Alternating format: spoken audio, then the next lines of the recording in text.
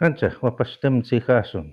So Whitehorse here, and we're going to go on and continue on with the 13 Moon teachings, and we are on September, the September full moon. So with the September full moon, as Nihilak, we call this moon Onochihitawi Pisum, or the mating moon of September.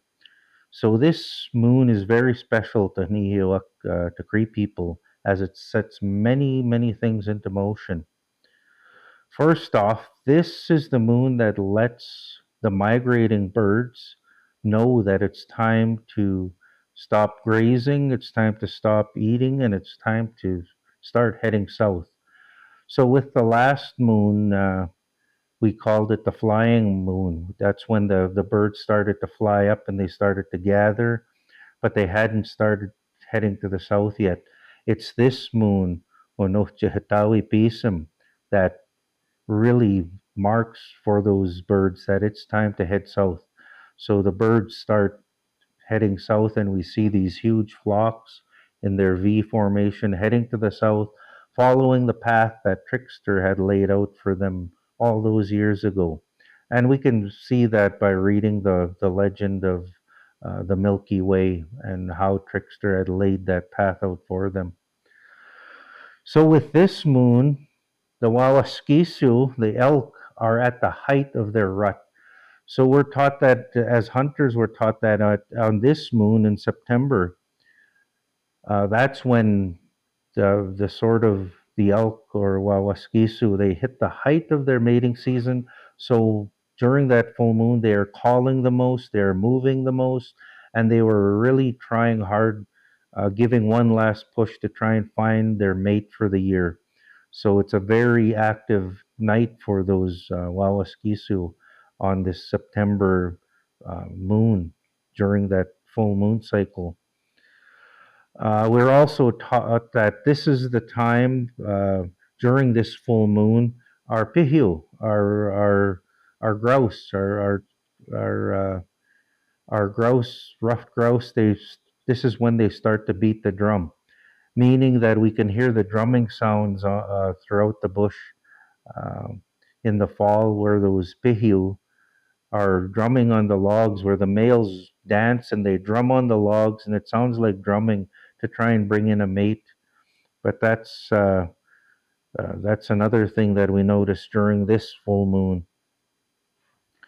So during this full moon as well, this begins the muswa mating season. So our moose begin their mating season. So our yapio, our bull moose, they stop eating, they stop everything they're doing, and they sort of go into this frenzy where they're just focused on finding a mate. They don't even eat. They won't. They'll rarely drink, but they'll just be constantly moving, and they're giving their calls and scraping their antlers, making their wallow pits. But this is what sets that off for them is this full moon.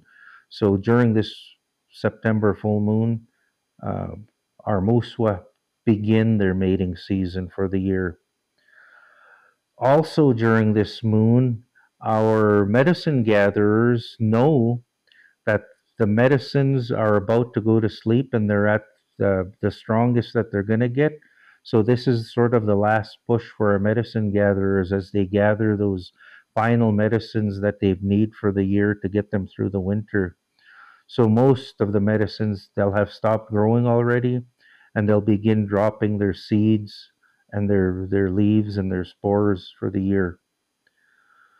So also with this moon, Musumaskwa sort of goes into a feeding frenzy, just eating and eating as much as he can, anything he can, berries, plants, anything he can hunt, any meat he could find, anything at all. He just eats anything without losing all of his fear, just focused on trying to get as fat as he could so he has enough fat and energy stored when he puts his body to sleep in the ground for the winter.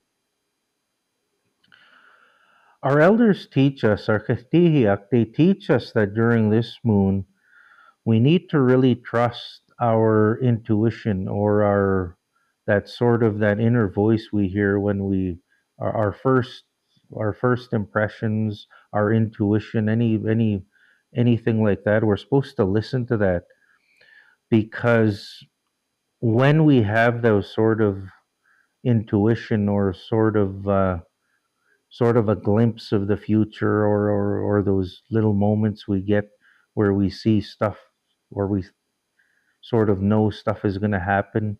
We're told to trust that because that's our inner spirit and the spirits around us, spirits of our ancestors, sort of giving us that quick little intuitive feeling, that feeling of knowing what's coming ahead and knowing that there's change coming ahead. So we're taught not to fight any change that's coming for us, because regardless of what we do, whatever is changes we're going through and whatever happens with us, uh, we're not really in control of that. That creator, our higher power, has control of what's in store for us. So we can't control that no more than we can control the seasons that are coming. And we're reminded of that during this moon. So during this moon, we're told not to focus on the journey we've traveled, but to prepare for the journey ahead. So not to focus on the past or what's happened behind us.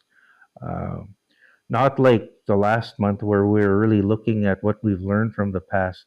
This full moon, we're taught to sort of let that go now and prepare for the journey ahead of us. Because just as all of the world around us, the plants, the animals, they're all preparing for winter, we need to begin to prepare ourselves both physically and spiritually for the journey ahead of us. So, of course, like I said, our kestiyak, our elders teach us that we need to trust that intuition and embrace change in our life and to prepare for the journey that's laid out in front of us. The water teaching for this full moon uh, teaches us that we can get maskihinipi or medicine water that can be help to ground us. And when we say ground us, it means quite often we get distracted by everything that's going around us, the work that we do, or the people around us, or the environment we're in, have so much distraction. And this medicine water will help to sort of bring everything into focus and sort of ground us in what we're doing now and in the moment, and sort of let us sort of calm down and really look at what's ahead of us. So this medicine water is said to give us spiritual strength uh, and physical strength to the immune system in preparation for the sicknesses and the seasons ahead. So those are the teachings I have with the full moon of September. So I hope you learned something. Thanks for joining me. Kinanaskom tinawao ka, Kiao.